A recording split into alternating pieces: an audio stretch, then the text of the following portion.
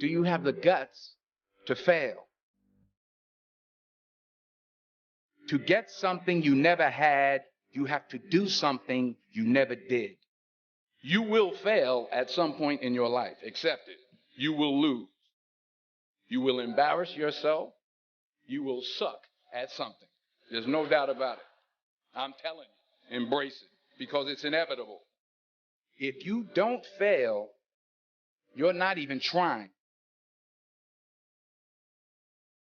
It does require a leap of faith for you to move into the world, because the world is a catastrophe. Self-evidently, the world is a catastrophe. And so there's every reason for you to assume that you should just sit in your basement and hide from it. But that's not, it doesn't help. It doesn't make things better. And the thing is, perhaps you're not built for that. You're not built to hide. I don't think that people are built to hide. I think it destroys them. You want to have something that forces from you the best that you have. And so you have to have real problems, something like that. You could just lay down on a bed and have pablum infused into your mouth, if all your problems were solved. Maybe you want difficult problems that you can solve, something like that, because there's the overcoming and the growth that comes along with that. See, if you go through life holding back, and most of us do, most of us, if we ask ourselves, have we done all we can do? Most of us will have to answer, no, we haven't. We've been holding back. We have ideas that we don't act on, things we want to do. We're afraid to take chances.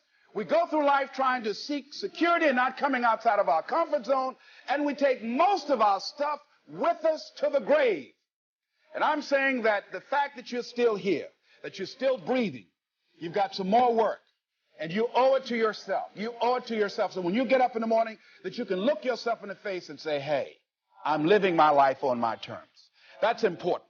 Not to give up on your dream, not to give up on yourself. The only man who succeeds is the man who is progressively realizing a worthy ideal. He's the man who says, I'm going to become this, and then begins to work toward that goal. I'll tell you who the successful people are. A success is the school teacher who's teaching school because that's what she wanted to do. The success is the woman who's a wife and mother because she wanted to become a wife and mother and is doing a good job of it. The success is the man who runs the corner gas station because that's what he wanted to do. The success is the successful salesman who wants to become a top-notch salesman and grow and build with his organization. A success is anyone who is doing deliberately a predetermined job because that's what he decided to do deliberately. And as Sylvester Stallone said, I'm not the richest, smartest, or most talented person in the world, but I succeed because I keep going and going and going. And that's the secret. There's nothing more than that. The people that you see that win at the highest level, they were the ones that didn't give up. They're the survivors.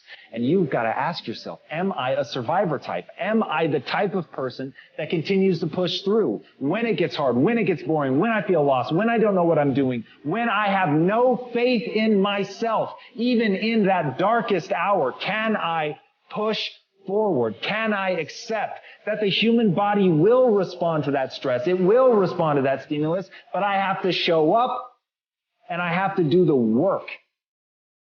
And so that's the beautiful thing. You're not going to separate yourself based on your genetics. You're not going to separate yourself based on who your parents were or where you were born. You're going to separate yourself by showing up when you don't want to. You're going to separate yourself by always moving forward, even when the forward is falling on your face.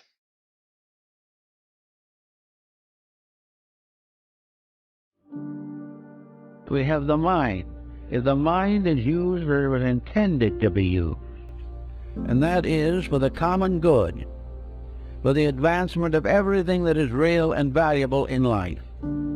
If the mind could be released from the terrific pressure of self-interest, if it could get away from all its scheming on how to defeat a brother, and rather simply, quietly work out how to help him, all things would be much better in the mental world. There would be much less mental breakdown, and we would not be suffering from too many cases of senility. It is the misuse of the mind that gradually changes life into a dismal dwelling for the individual. So in each of these levels, there is a natural law. Each of these creatures has its rights and privileges. Each level of ourselves has its inalienable needs and corrections. They're all here if we want to use them.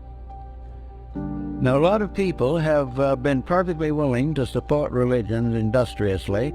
They have been willing to make pilgrimage. They have been willing to do all kinds of penances to remove some guilt mechanisms within themselves.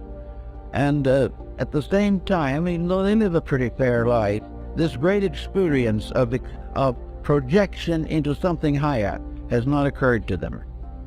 And largely it's a result of not being able to quiet the separate levels of our consciousness on their own levels, and then quiet the relationships of them to each other.